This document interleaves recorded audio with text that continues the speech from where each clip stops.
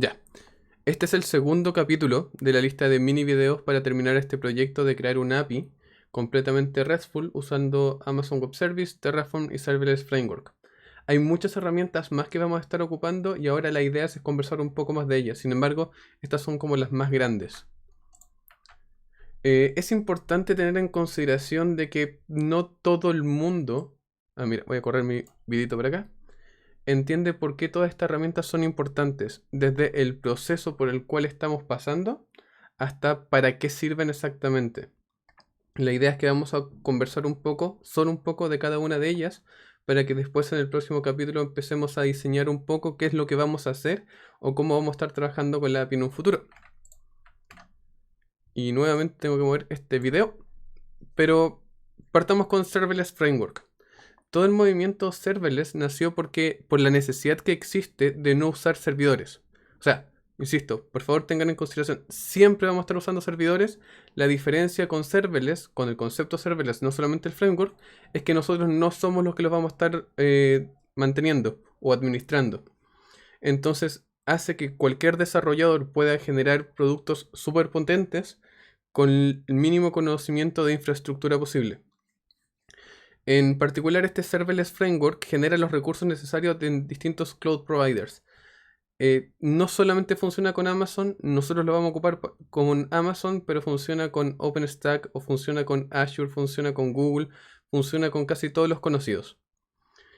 Como lo dije en un comienzo, abstrae la necesidad de configurar la infraestructura.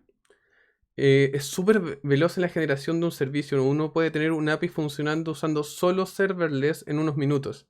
La razón del por qué no lo vamos a ocupar nosotros 100% también las vamos a comentar después. Sin embargo, vamos a usar una mezcla de serverless para crear los recursos relacionados al endpoint y Terraform para generar los recursos relacionados a las bases de datos. Requiere cero administración, entonces nosotros no tenemos que estar preocupando que el servidor se haya caído, que esté bajo, que haya que escalar, que no haya que escalar, que la cantidad de peticiones. No, esto lo maneja todo. Y el código está asociado a los recursos de escalamiento automático. Por ejemplo, no se da exactamente lo mismo si tenemos millones de consultas o solamente un par. A nosotros simplemente se nos va a cobrar dependiendo de la cantidad que vayamos a utilizar. Con respecto a Terraform, sigue siendo una herramienta de orquestación. Si bien Serverless puede crear recursos, no es una herramienta de creación de recursos. Aquí Terraform es una herramienta de creación de recursos multiplataforma, en donde no importa la plataforma que se esté ocupando, lo más probable es que exista un script de Terraform para poder trabajar con ella. La razón de por qué nació Terraform, estoy asumiendo, es porque cada uno de los cloud providers más grandes, por ejemplo, Amazon, Azure, Google, etc., tiene sus propias herramientas de creación de recursos. Sin embargo, no existía una que se pudiera conectar a todas. Una de las diferencias que puede tener esta con otras herramientas es que maneja y recuerda el estado de la infraestructura. Esto es importante porque quiere decir que si tú cambias el contenido, él ya sabe qué cosas tiene que cambiar y no cambia todo. No crea todo lo que no tenga que crearse que ya se había creado anteriormente. Y esto es súper importante en el momento de generar, o sea, mantener el estado deseado. Pasa mucho que hay cambios que uno tiende a hacer de manera manual en el cloud provider. Por ejemplo, en Amazon vayas y cambias una máquina de un micro instance a un large instance solamente para probar algo. Sin embargo, todos esos estados no son los estados que se están programando, no son los estados deseados. Así que cuando tú ejecutas nuevamente el código, vuelve al estado deseado, que en este caso sería una máquina small o una máquina micro. Pasa mucho que existen errores cuando hay mucha gente que está interactuando con el cloud provider y esto implica que esto lo soluciona para no tener ese tipo de problemas. La verdad, la sintaxis es súper sencilla. Creo que cualquiera puede generar una plataforma en unos minutos sin saber mucho de programación, simplemente siguiendo el manual de lo que es Terraform. Y esto implica la diferencia entre tener toda tu plataforma andando en 5, 10 o 15 minutos a estar una semana entera creando los recursos a mano. Y lo más importante al ser cloud agnostic es que podríamos crear una plataforma híbrida, lo que quiere decir que podría tener los recursos y procesamiento de datos, por ejemplo, en Amazon y todo lo que tenga que ver con base de datos en Google. Y estas cosas se hacen entretenidas cuando, por ejemplo, alguno de estos tiene un servicio que te encantaría tener, pero el otro no tiene, entonces simplemente obtienes lo mejor de todos los mundos. Con respecto a Swagger, es una herramienta que yo partí ocupando recién el año pasado. Me encantaría haberlo empezado a hacer antes, pero nos sirve para diseñar todas las APIs que vamos a llegar a programar. Todas las herramientas que hemos visto hasta ahora todavía no estamos programando nada, simplemente sabemos para qué son y en este momento vamos a estar diseñando el API antes de poder desarrollarla. Es una herramienta de diseño basada en el OpenAPI Specifications. Entonces hay un estándar de APIs que vamos a ocupar para cuando usamos este lenguaje para estandarizarla. Es un software gratuito, sin embargo hay aplicaciones de pago para el diseño colaborativo. De hecho, nosotros en la empresa usamos Swagger Hub para el diseño colaborativo. Sin embargo, no estoy tan contento como debería, pero tiene hartos pros. Y una vez que ya tienes diseñada la plataforma, que ya tienes diseñadas las APIs, es muy fácil crear los SDK, los clientes, para conectar a estas APIs usando la misma herramienta. Y una de las cosas más importantes es que es sencillo el manejo de versiones. Cuando tú creas una versión, no la editas más. Sin embargo, puedes crear una versión 2.0.1, una versión 2.0.2 y mantener el tracking de las diferencias de todas estas versiones, tanto solo como en la documentación o incluso si estás retornando distinta información en cada una de ellas. Con esto nosotros vamos a saber qué datos va a necesitar nuestra API, qué vamos a retornar, incluso cuáles van a ser los códigos de error que estemos esperando. Con respecto a API Gateway, es un servicio de manejo de endpoints de Amazon. Entonces se encarga de todo lo que tenga que ver con la seguridad, la creación de la publicación del API, el mantenimiento y el monitoreo. Además también puede, porque no viene por defecto, hay que activarlo, manejar la autorización y la autentificación de estas mismas APIs y se encarga del routamiento del servicio correspondiente. En nuestro caso, API Gateway se encargará de conectarse a nuestras funciones Lambda y nuestras funciones Lambda se encargarán de conectarse directamente a nuestra base de datos en DynamoDB. Y aquí es cuando empieza a cambiar un poco el mundo de los microservicios.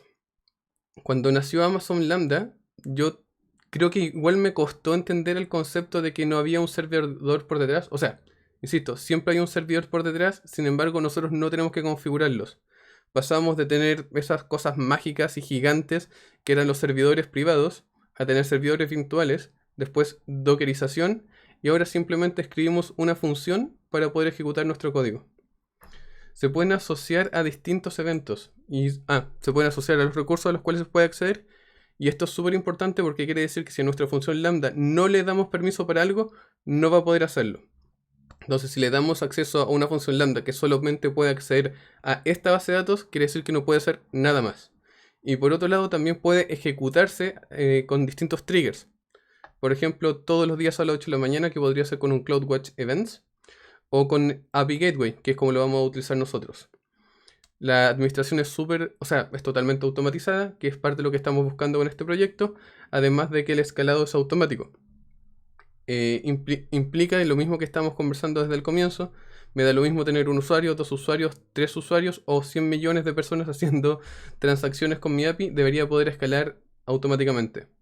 Por defecto, puedes tener hasta 1000 llamadas concurrentes de la API, o sea, de Amazon Lambda por cuenta, por región.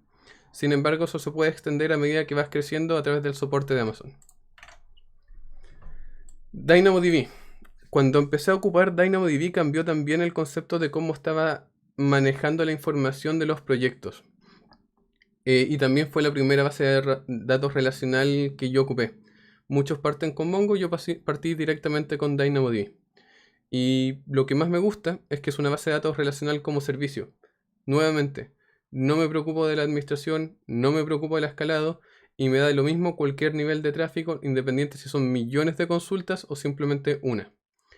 Y lo que me ha salvado la vida un par de veces es que tiene un potente sistema de backup que incluye un point of time recovery, que puedo volver al instante de tiempo en donde se encontraba la información que correspondía a lo que yo necesito. Y en algunos casos, para algunos proyectos en particular, algo que no creo que otras tengan de manera automática, estaba el time to limp para datos expirados.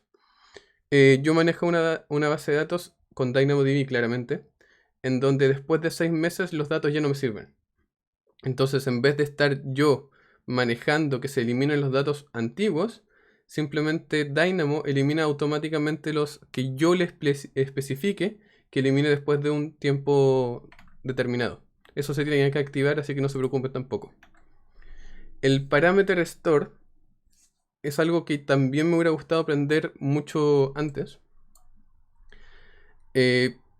Pasa que al ya empezar a tener un proyecto más grande, al ya empezar a tener distintos recursos, al tener funciones, al tener máquinas, al tener muchas fuentes de código, hay cosas que se vuelven un poco más complejos de manejar. Por ejemplo, los nombres de usuario de las bases de datos, las passwords de las bases de datos, incluso las direcciones, los hosts o las ARNs que vamos a estar ocupando.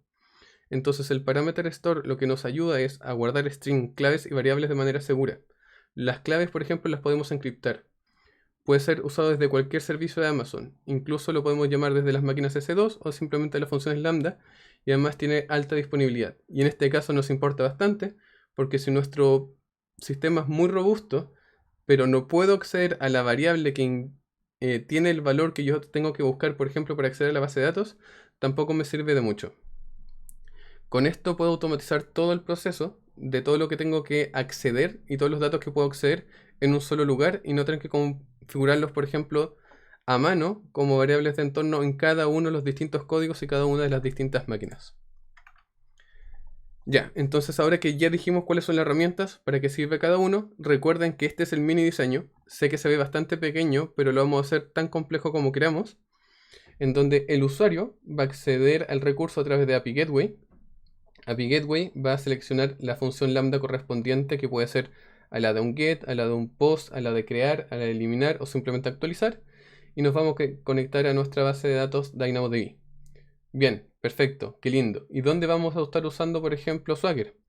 El API Gateway que vamos a desarrollar, primero la vamos a diseñar. Ahí vamos a estar usando Swagger. Y, por ejemplo, también en lo que tenga que ver con el parameter store, toda función que nosotros vayamos a cargar se va a conectar a la base de datos pidiéndole la dirección de esta base de datos, el ARN de esta base de datos para poder crear los permisos de manera automática. Entonces todas estas son las herramientas que vamos a ocupar para hacer este mini proyecto. Y suenan mayor cantidad de herramientas que a lo que nos vamos a demorar en hacer el proyecto. Eso es todo con respecto a este mini capítulo en donde estamos conociendo las herramientas que vamos a ocupar. Ya en el próximo capítulo estaremos diseñando la API para poder empezar a crearla. Muchas gracias.